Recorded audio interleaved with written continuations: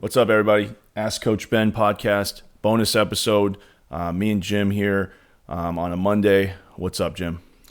So this past weekend, there was a hotbed of jiu-jitsu action. We had the Combat Jiu-Jitsu Worlds, Eddie Bravo production. Seth Daniels gave us yet another fight to win event with Gary Tonin as his main event.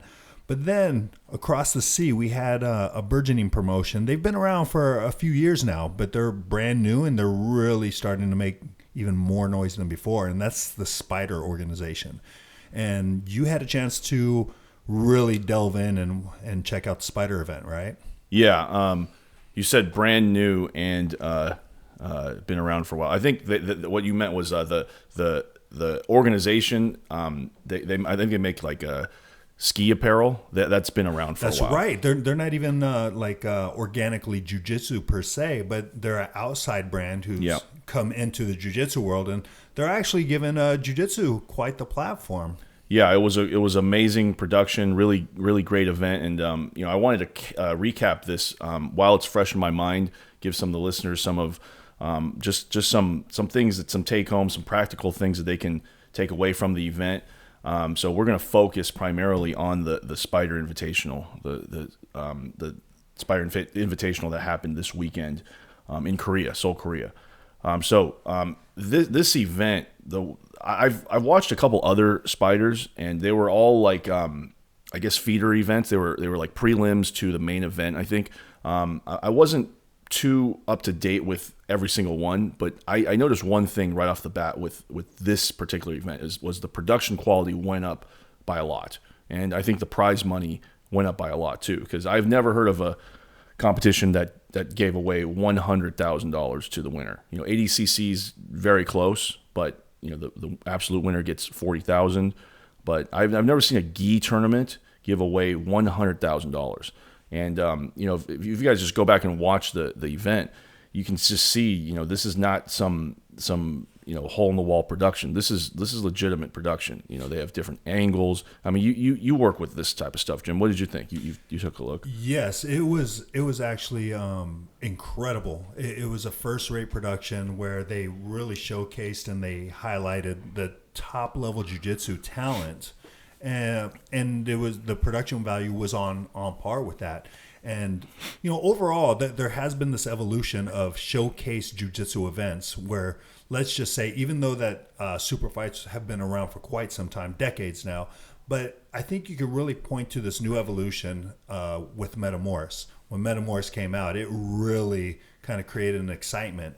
And all these other, you have Polaris, you have all these other organizations that have kind of taken the throne or taken the torch and really are focusing on significant production value and making it a fan-friendly experience. And I think there's a lot of organizations doing it right. And right now, lately, ADCC, this last ADCC with the Fight to Win guys, Seth from Five Grappling, Sean. Right.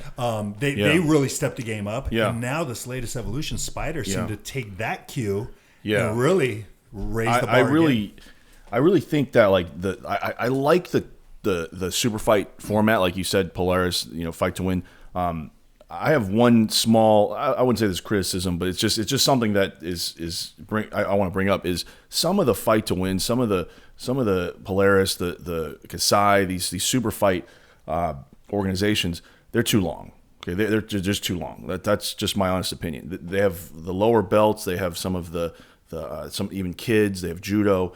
These events are like 7 hours, 6 hours, and I would love to watch the whole thing, but something about this 8-man tournament that finished in like less than 3.5 hours. I think the whole Spyder event was like 3 hours and like 20 minutes, right? So they finished 2 8-man brackets, and they had a time for a 20-minute intermission in 3.5 hours. So I thought that was really good. And there's something about just that tournament format where you're kind of following a story. Right. You get to see the development of what happens with all these matchups. And it's very much in the same vein of, you watch an NBA basketball game, you're looking at about 3.5 hours. You watch a NFL football game, you're talking about 4 hours. So I think they kind of dialed this thing in, and they put it on par with some, again, those high level. It's kind of like ADCC, but then it finishes in one day. You know, there's a smaller bracket, finishes in one day,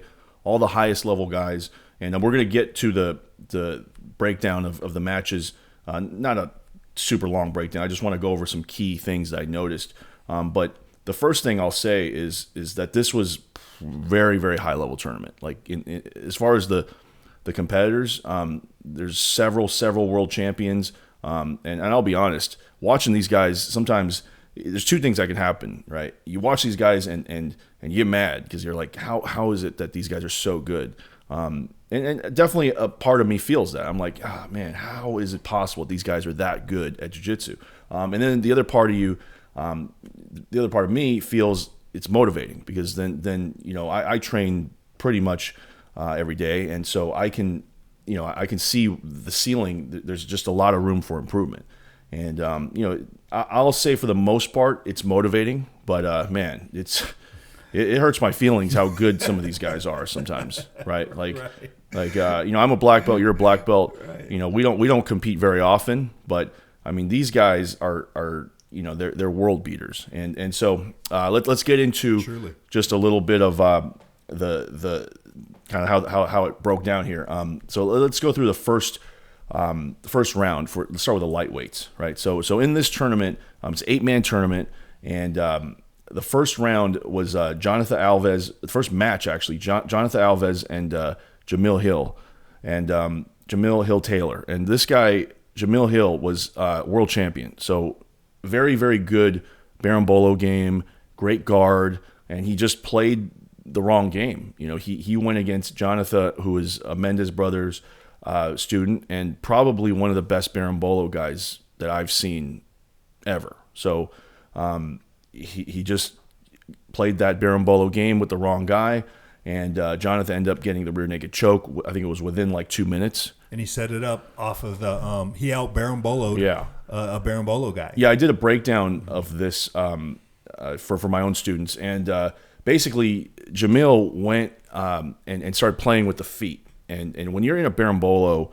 and somebody's spinning underneath you, you need to keep your shoulders above your knees. You know, that's one of the things that is key. You cannot, anytime, everybody's done this, okay? If you don't understand the Berimbolo, a lot of times people will see the foot and they'll grab that toe hold or they'll try to take the hook off. You're going to get your back taken because you need the hands to post and you need to create base to escape your hips and get your feet down. Like the whole purpose of the Berimbolo is for the person, the attacker, to get the shoulders above the knees, right? So if your shoulders are the shoulders below the knees above the shoulders. So if your shoulders are below the knees, you kind of start inverting a little bit, and that's how people get to your back. That's how your back is exposed. That's how your hips get turned. So anyway, that happened in the first round. That I wanted to highlight that because that was such a to me that was such an upset because, you know, Jamil is world champion, Team Lloyd Irvin. He understands the Berimbolo, but he got out Berimbolo'd, and as soon as Jonathan got to the back, he just got the hand across the shoulder, and it was done. The rear naked choke was in. You know, kind of rare to see a rear naked choke in a gi match, but sometimes when you're not paying attention, it gets there, right? So I wanted to highlight that was an amazing match. Next match, Mateus Gabriele beat Edwin Najmi 4-2. I remember this match being pretty back and forth. It looked like Edwin had a really tight footlock, and he's known for footlocks. I don't know how Mateus survived that one. I think he just gritted it out. But you know, in the end, he won 4-2, judge's decision. And the rule set for this particular yes. event, you were, when we were talking before we started recording, was the IBJJF rule set, correct? Yes, there was advantages. There's they go to a ref's decision. There's penalties, but there's some controversy over that. We can talk about that later, where it kind of things weren't exactly IBJJF. There were certain advantages that were given, and then the same situation happened. It wasn't given. Okay. All right. So next match in the lightweight bracket, Levi Jones, Leary. He beat Gabriel Arges. This is a big deal because Gabriel Arges is world champion at middleweight, current world champion, and this was a match where I don't remember any big things happening, but just Levi was just more active, and you could tell Gabriel was defending a little bit more. And Gabriel's so technical. When I watch him, I see him as one of the most technical guys out there. He doesn't muscle things. He's not a super athlete. He's the most technical guy, and that's why he's world champion. Levi just was able to just do more, and that's how I remember that match going. The last match of the elimination rounds was Mateus Lutis. He's from Marcelo Garcia, and one of the Korean local guys, In Jung. And I was really impressed with the Korean Jung. He just never was in any real danger, and Mateus ended up winning a ref's decision. It was deserved. In Seong was just not offensive. He was recovering guard. That was a masterclass on how to recover guard, to be honest. His inversions.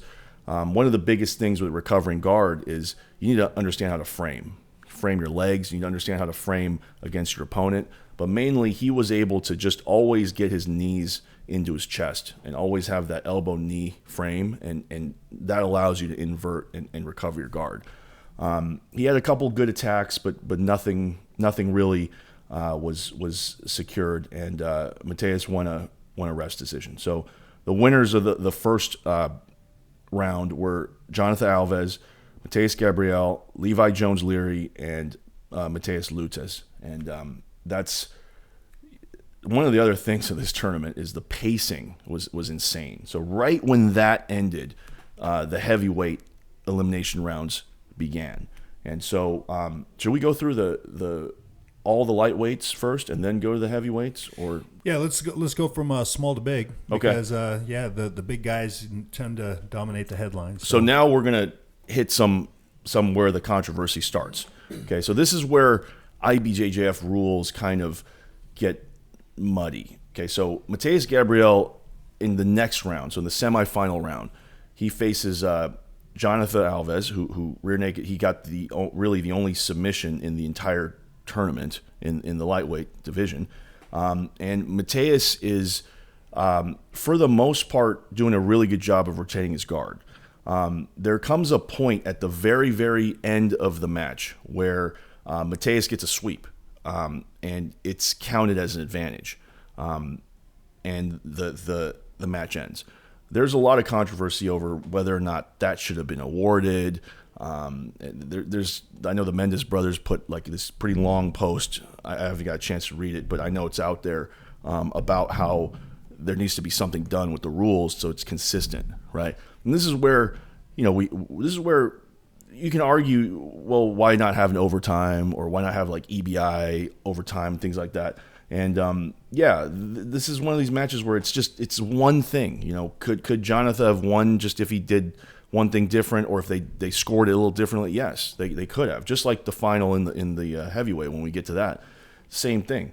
So what I noticed in this match was that just that Mateus had a lot more knowledge of defending Jonathan's guard pass and his berimbolo. It was just he was able to just really implement his guard, and really it just came down to that very last move at the end. And if you guys look that up, you can decide for yourself. I think it was an advantage, to be honest, but at the same time, it may not have been consistent with the rest of the scoring. So Mateus Gabriele goes right to the finals, and he's world champion, and he's had some tough matches, but he goes right to the finals. And the other side of the bracket is Levi Jones Leary, and he pretty handily defeats Mateus Lutis. Mateus is still a brown belt, and Levi just was able to implement his berimbolo game. I don't really even know if what he's doing is the berimbolo. He's doing a lot of things that are very different than most berimbolo games. And he just gets to Mateus's back and holds him there, and he pretty much rides it out 6-0, 6-0. Okay, so in the lightweight final, and by the way, I keep talking about the production because it was just a big thing. After, so while this is happening, right, the heavyweight elimination rounds and semifinals are also going tandem. So after the semifinals are finished with both brackets, they do this 20-minute intermission, right? And then they show every match the highlights for. And I thought that was really, really cool. I've never seen that before. I usually, when ADCC has intermission, it's just a screen and you're looking at the mats. Right. There might be talking, right. There might be interviews. They didn't really do much like interviews or anything until the very end. I know they did a press conference at the end, but anyway, so really impressed with this, just the highlights even. And so the final. Okay, so the final, we have Levi Jones, Leary versus Mateus, Gabriele. And this is a match where, you got to be a hardcore jiu-jitsu fan to really understand what's happening here. It's just a grip battle. They're able to pretty much stall each other out until the very, very end. And from my recollection, Mateus is a little bit out of position, and he has to do something in order to win. So he decides to jump for Levi's back from the top position. So as he's passing, he jumps for Levi's back. Levi times this and sweeps him, and that's the match. So that's 4-2. It was a pretty cut and dry. Yeah, it's pretty cut and dry. No real controversy there. If Mateus went for that front roll and kind of ended up losing the 2 points, it is what it is, and Levi wins. He, he's had some performances that weren't up to probably his standard this year, and he wins the big prize, $100,000. Must be nice. Yeah. Yeah. Okay. Anything else you want to add, Jim, for the lightweight division? We'll head into the heavyweight. No, let's usher in the big guys. Yeah. Okay. So let me just recap real quick on any things to note. From what I remember, so this is just from a coaching standpoint. From what I remember of the lightweight rounds, it's pretty much all double guard pulls. It's all double guard pulls. Yeah, and IBJJF, you can expect this. There's no penalty. Oh, there was one instance, I think, where I believe it was versus Jonathan, and that's how Mateus scored the 2 points, where his butt hit the ground first, and so they didn't call it a double guard pull. And so now Mateus got up and he scored the 2, and he has a huge advantage now, because now as Jonathan sweeps him back, it's 2-2 instead of 2-0. So, Coach Ben, let's take pause on a recap for a second and talk about the strategy of guard pulling within a point-based rule set. Okay. Because in fact, a good friend of ours, we were just talking about that with Zach, and he was talking about how he was in a tournament, and this competitor who beat him graciously after the match said, "The only reason why I beat you is I know the rule set better," and it had a lot to do with that. We're both going to hit the deck, but then he stood up, and then it counted for a sweep. Right. So he got sweep points. So in IBJJF, when you double guard pull, right, you have to kind of hit the ground at the same time.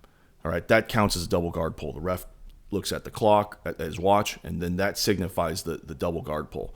In this situation, and by the way, the reason for those of you guys maybe new to jiu-jitsu or haven't watched competition in the gi at the highest level, guard pullers usually win, as in they pull because it's an advantage, not a literal advantage, but it is an advantage to the competitor who pulls. I think it's the stats like 70% of the time they win. I've never checked that stat, but you just have a big you have an advantage, because if I pull and you don't, right, it's easier to sweep somebody than to pass their guard for, I would say, most of the competitors. Yeah, as a matter of fact, it's if you rewind, you go back to the old days of, let's say, the old UFC, old MMA, to obtain the guard on someone was actually an advantageous position. And that's still the case. If you know how to work the guard, using your guard is an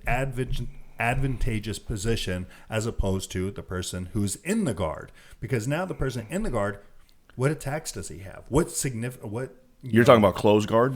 Just either guard, even if it's an open guard, because even if it's an open guard, what is the mission of the person in the guard? He still has to pass. Yeah, break grips, pass. He's got to pass. So he's already, in essence, behind the 8 ball. Yes. And when you talk about competition at the highest level, when you start having to slice hairs, well, there you go. He is in a disadvantaged position, even though he's not in the immediate threat of a submission or even a sweep. He's still fighting the guard. Yeah, exactly. I think that's a great point, Jim. And one way to think about it is when you're in the open guard. So let's say we're competing and I pull and you remain standing, right?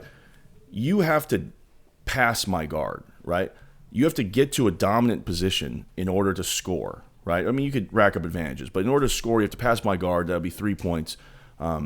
Whereas all I have to do is I have to, from a neutral position, put your butt on the ground and get up on top and maintain it.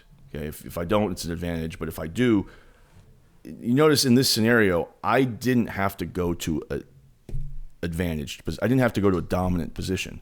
You have to go to a dominant position in order to score on me. I do not have to go to a dominant position to score on you. I just have to sweep you. And exactly. So into that, in that effort of domination, you're establishing dominant position, i.e. passing the guard.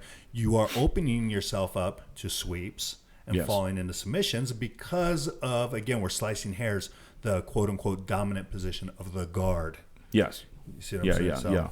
So that's just something to note is most IBJJF competitions, especially the lower weight classes, they're gonna, even the bigger weight classes, they're gonna pull guard. Okay, it's an advantage, and I just described why.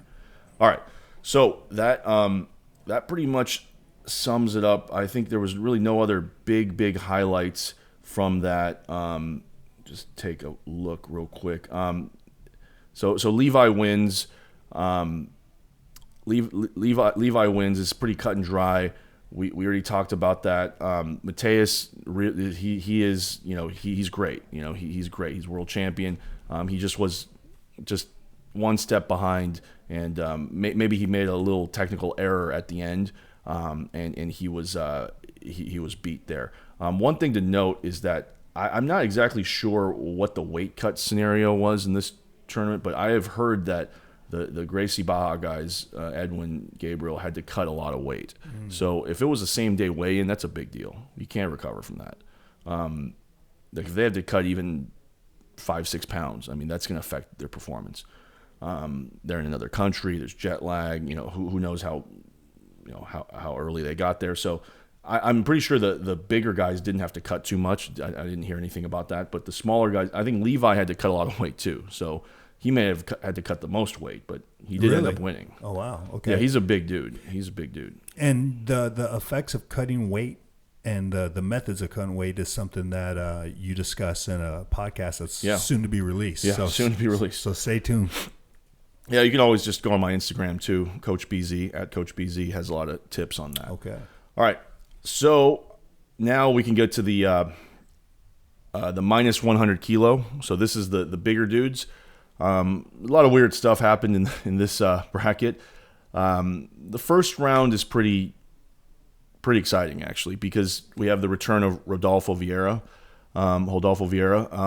But let's start from the beginning. So first match, Nicholas Marigali, pretty much just he outmatched Tim Spriggs. I think Nicholas Marigali in the gi is just he's top 1 or 2. So Tim Spriggs, great competitor, but I think not a gi specialist like Marigali is, and Nicholas ended up getting him with a collar choke. So it's just a standard like a zipper up down, legs over the shoulder collar choke. Pretty good victory for Marigali. Next match we have the polarizing Herberth Santos. He faced Claudio Calasanz. There was a big size difference here. I'm not sure. Claudio Calasanz is nowhere near 100 kilos, I don't think. But he was in this division, and I'm not sure why. He ends up getting toe-holded. Herberth catches him in a counter leg lock, toe hold. So Claudio is actually going for the toe hold, but Herberth is much bigger, taller. It's very hard to toe hold somebody that's like taller than you and bigger, so he gets counter toe holded. I think that's pretty common actually. Next match, Kynan Dorch. He ends up fighting Leandro Lowe, who's jiu-jitsu legend, previous world champion. It's like old guard, new guard matchup, right? Yeah, I don't know what's going on with Leandro's beard either. He's got like two like, I don't know if you think he does that on purpose or. You know what? I couldn't tell you. Yeah, it's kind of looks too perfect. Anyway, Leandro is I want to say Leandro is still very, very good, very, very high level, but he's getting old. He's getting old. His game, I wouldn't say has had too many new evolutions, but just how good he is, it still works. Now, when you say he's getting old, in other words, is what he does has been out there, and yes, people are having great opportunities to break down his game and approach it, and that's just kind of the one of the side effects of having such a big body of work. Right. That well, he's literally getting old too. Like he's also probably getting weaker and more fragile as time goes on. But I mean, he's a guy who just used to wreck people's guards. He used to be the cardio machine, right? He's the guy that made Gilbert Burns kind of just gas out and have to tap with a standing collar choke. So anyway, Kynan just was too big, too strong. Decisions Leandro, which is pretty amazing that Leandro held in there, and because Kynan's world champion, beat Leandro by quite a big margin at the Worlds. Kynan's 80cc champion. He's been competing. He's on fire. He's on a tear. He's probably the best grappler. So I knew this, and that's why I brought him to my academy earlier in the year before he won 80cc. So he beats Leandro 2-1 on advantages. Okay, so next quarterfinal this is the one that I was waiting for personally, is Adolfo Vieira, who when I was watching him early in his career, when he was just blowing up at brown belt and then came to black belt, I mean, this guy would judo throw you, and then he would pass your guard, and then he would just like choke you. He would pass your guard again and choke you again, and he would just he just was the most explosive guard passer I had ever seen. Probably the best top game I'd ever seen. And he faced Anderson Muniz, who is a brown belt, I believe. And Anderson did really good, actually. Swept Rodolfo, was up on points, was beating Rodolfo, and then Rodolfo started turning it on. He went to his long step. He went to his knee cut. I think he ends up getting the long step. He goes through the lasso guard, and he ends up getting Anderson with an arm triangle. Is one of his moves. I've seen him do the arm triangle. His last UFC fight got the arm triangle. Arm triangle is one of my favorite moves too, and Rodolfo does it as good as anybody. With the arm triangle, I always recommend dropping your outside hip and sprawling your outside hip to create pressure, and that's exactly how Rodolfo does it. He makes it a full-on blood choke. He gets the arm all the way through. He makes it a full-on blood choke. It's definitely not a crank. It's a choke, and Anderson was forced to tap. I think Anderson just ran out of gas, to be honest. He's a young kid. He's a brown belt, big. He's like 6'5", and Rodolfo showed some chinks in his armor, but he ended up getting the job done. And I will say that just right then and there, I kind of could tell that Rodolfo wasn't old Rodolfo. Like, I mean, you've seen Rodolfo in his old, like his prime, right? Back in the day, right? This guy right. would shred people. Oh yeah, he would. He beat Andre Galvao. I think he submitted Andre Galvao at least once. It's crazy. In the gi, he was unstoppable. Just very versatile. Yeah. Complete grappler. 80cc champion. Yeah, he's not known for his guard, but he had a functional guard. Back in the day, he would just immediately get up. He would put you in the strong a single sweeps. Yeah, strong sweeps. Yeah, he just. I wouldn't say Rodolfo has a defined guard, but he knows what he's doing from guard, and he doesn't have a weak guard. But again, he's known for his top game, his takedowns, his passing. All right, so that's the quarterfinals. So the winners going on to the next round: Marigali, Erberth, Kynan, and Rodolfo. That's pretty much expected. I don't think anybody would have said there's any upsets there. Everybody was expected to win in that. All right. So now here's where we get to weird stuff. Is Nicholas Marigali in the semifinals fights Erberth, who has been talking a lot online apparently, so they're it's a pretty even match. You know, I remember the match being pretty even. Marigali is, I think, out hustling Erberth. But Erberth is doing real good. And there's a point where, I mean, you can also tell that Erberth is physically, I think, much stronger than Marigali. But Marigali just has just this aggression that I think eventually is going to overwhelm Erberth. They get into a scramble, and Erberth has a toe hold on Marigali, but Marigali has his kind of like his butt to his heel, and he's putting his weight on the toe hold. And during this time, Marigali he shifts over and like shins or kicks Erberth in the face a little bit, and Erberth just drops the toe hold and stops. He just stops, and then Marigali's on side control, and he's talking to him, and they're talking. If you go back and watch, this is weird. Like, this is like one of the strangest things I've seen in competition, and this is typical Erberth. You know, I'm going to be honest. He needs unorthodox. He needs to possibly see a psychologist, sports psychologist, about this kind of stuff, because this is just weird behavior. He's talking to Marigali for like 30 seconds. Like, the ref is looking and he's talking. They're having dialogue, and they like stand up. There's all these weird interactions. I have to go back and watch it, but in the end, Erberth basically verbal taps to nothing. He verbal taps to an Americana that he gave. You know, it was very weird. Yeah, it's been a very exciting year for him this year, because then you had the post match riot, and when was it a fight to win? I believe against Felipe Pena. He like, there was a lot of stuff that happened. Yeah, I mean, there is so many things that I can remember about this guy that's weird. His match with Gordon that fell apart.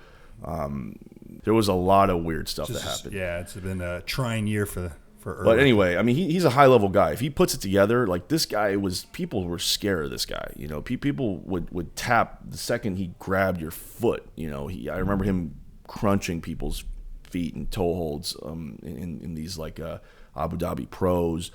He was very close to beating Keenan, and then he got worm guarded. You know, at one of the local tournaments here. I mean, he's just, if he fixes whatever is wrong mentally, I think he could be like one of the best competitors. But he needs to fix that.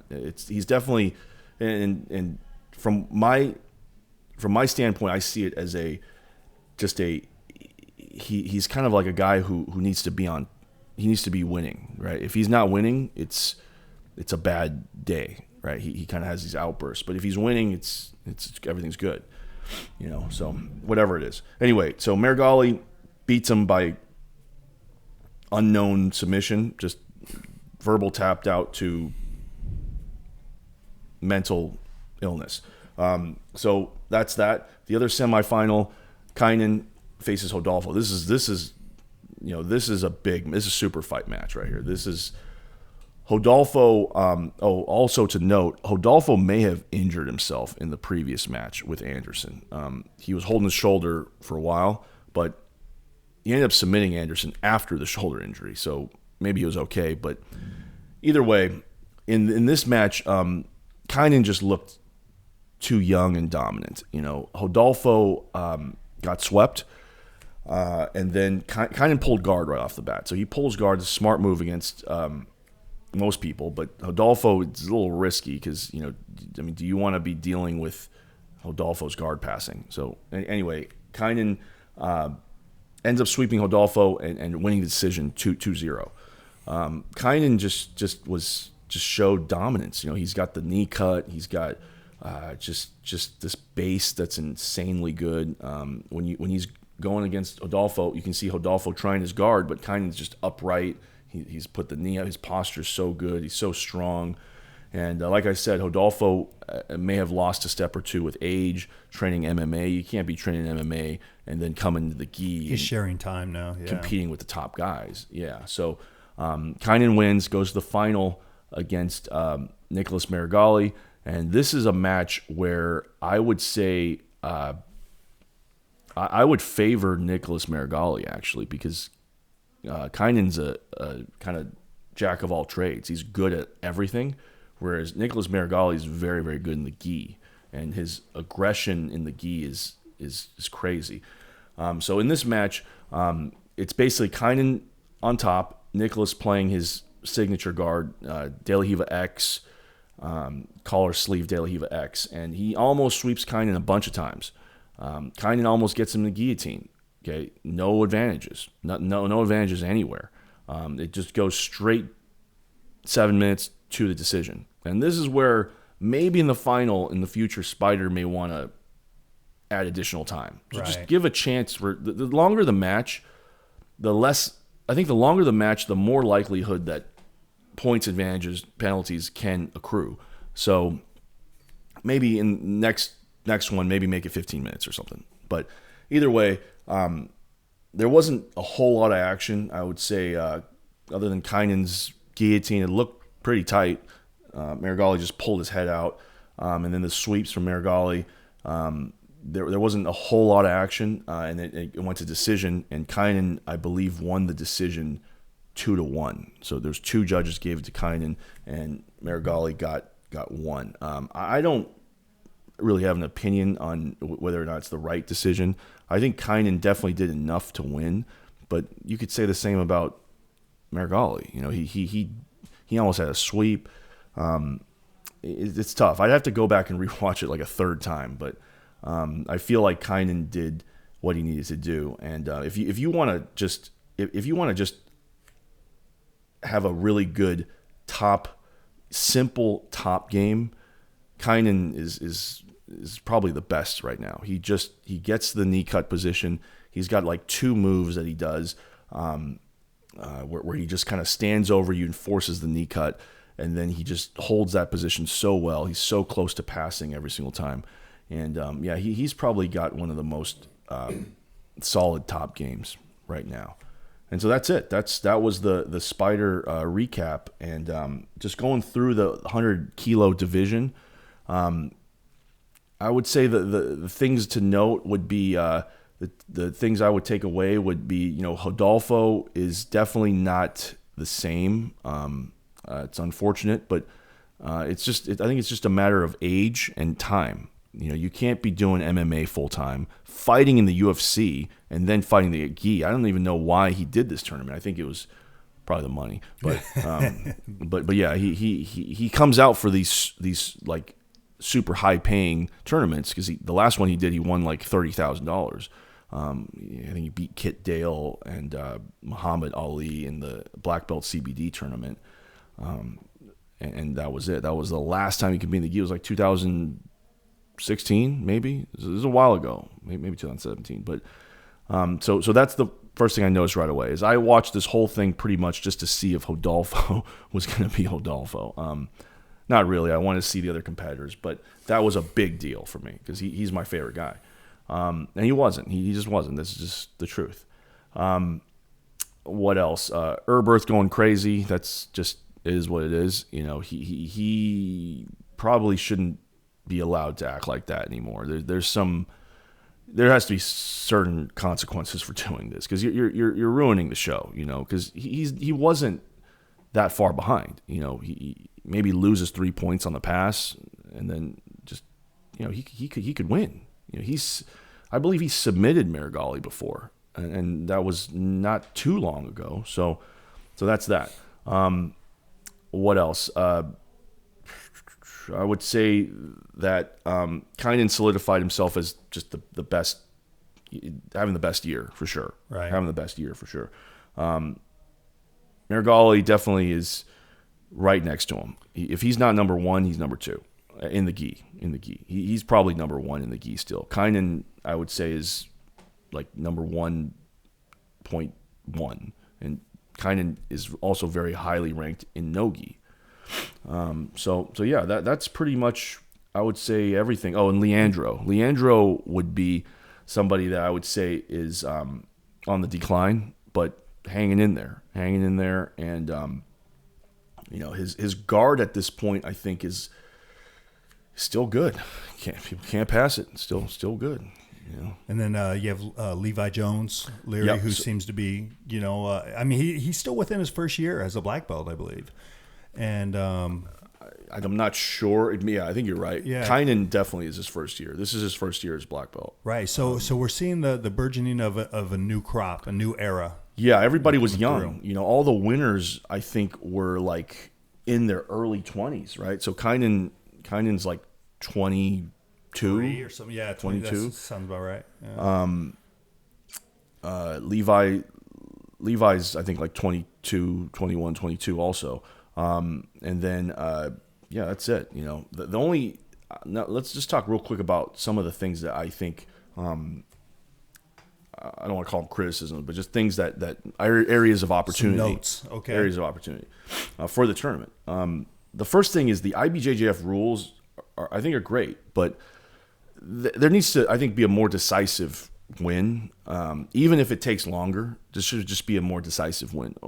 I definitely don't think they should implement any like overtime EBI type thing, but there should be maybe something. Maybe instead of sudden death or race to 3 points or some sort of combo stringing together. Oh yeah, did I forget to mention the final? The Kynan ends up beating Marigali by decision, right? So I think I mentioned that. But anyway, that was one of the biggest controversies. Right. Is there was no via points.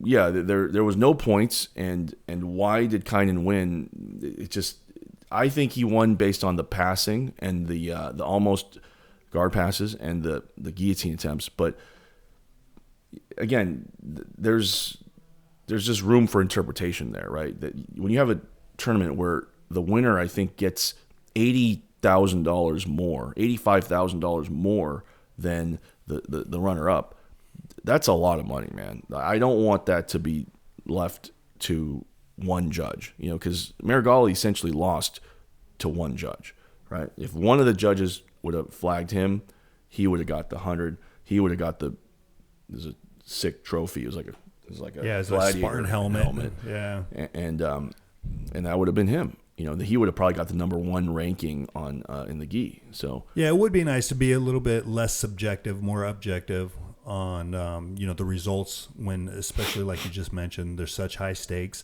You have you have a great crowd who's supporting the event. Give them something to take home, something very again, less subjective to take home with them, as far as a result goes, and the dawning of a new champion for your organization, for your promotion.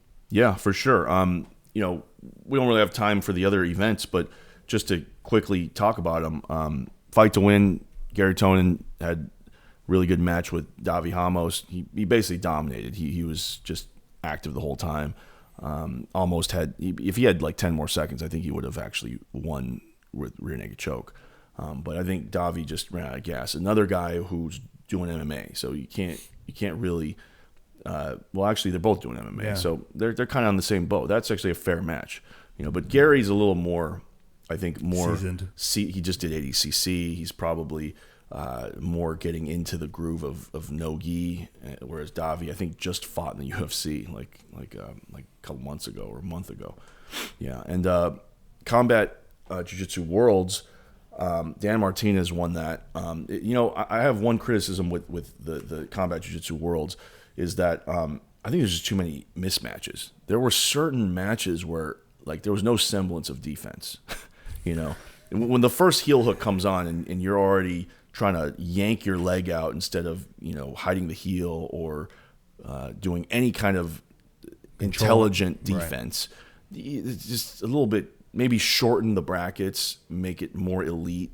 But I think they're catering to a different crowd. They're catering to the kind of UFC casuals crowd, and that maybe that's good for business, right? Yeah, it really is, because it's still the basis of the event is jiu-jitsu, and it's not quite MMA. So take it or leave it, for better or for worse. Yeah, if you want to see submissions, go watch Combat Jiu-Jitsu Worlds. I'd never seen that many submissions in one event. Everybody was getting submitted. Yeah, I think that whole production team of Eddie Bravo, and team, and Victor Davila, they put together some pretty exciting shows, and they create compelling matchups from time to time.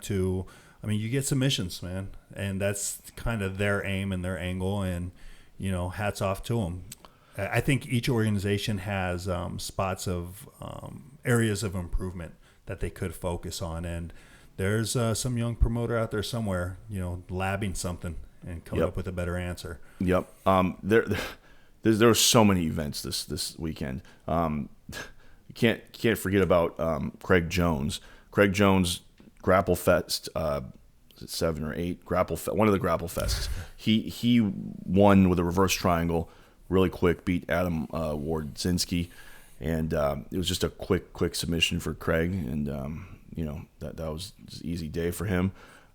Definitely, he's up there as one of the top no-gi guys still, silver medalist ADCC. And this is a great time, Yeah, and we should probably see a lot of these names that you mentioned in the next couple of weeks. For what do you have? You have the IBJJF Worlds, no-gi Worlds. Yeah, that's in Long Beach. So maybe we do another one for the No-Gi Worlds. Yeah, I think the next big event is for where all the top competitors are in it is actually Kasai, right? That should be soon. Is Kasai before the No-Gi Worlds? I'm not 100% sure, but there's a Third Coast Grappling. There's just a lot. You got Third Coast Grappling. That's right, December 7th. So yeah, there's just a lot, and this is a great time. Anytime you have, if there was a UFC this weekend, there was a Bellator. If there was a UFC this weekend, then I would have not been able to do anything because I had like 2 computers and a TV on because I had to watch the Wilder Ortiz fight. And that was crazy KO. So I had to do that. I had Michael Venom Page's. That's the one. That's the one thing I didn't get to is Bellator. Is because Bellator I couldn't. I'd have to have 4 different apps on. I have the Spyder. I had man. There was so many. I can't. My head's spinning right now. Too many. Yeah. So and then we'll have a Thanksgiving weekend to where I don't think there are any major events going on. So we get a little reprieve, and then we're back at it the following weekend with that Third Coast Grappling event and the UFC with your boy Mickey Gall on that card. Yeah, I don't think he has an opponent yet. Mickey's my guy. I'm his strength and conditioning coach. I don't think Mickey has an opponent. That fight might actually get canceled. So. Oh, what a bummer. Well, yeah. I mean, Carlos Condit injured, so yeah, all good. All right, on to the next. So, good episode. We'll get this thing out. And anything else, Ben? No. I just hope I was able to recap it and give some technical analysis. And I always try on the podcast to give some practical things that you can do. Maybe you're not the biggest fan of watching gi jiu-jitsu, but you train in the gi, so you can still get something from this. Berimbolo still works. Don't mess around with the berimbolo. If the other guy's better than you at the berimbolo, understand the mechanics of it. Just a lot. There's anytime you could rewatch this event 50 times and probably get a new something new every single time. There's a grip here. There's a movement here. There's a strategy there. So, jiu-jitsu, man, it's endless. There we go. All right, thanks, Coach Ben. You can catch him on his Instagram at Coach BZ. That's Bravo Zulu.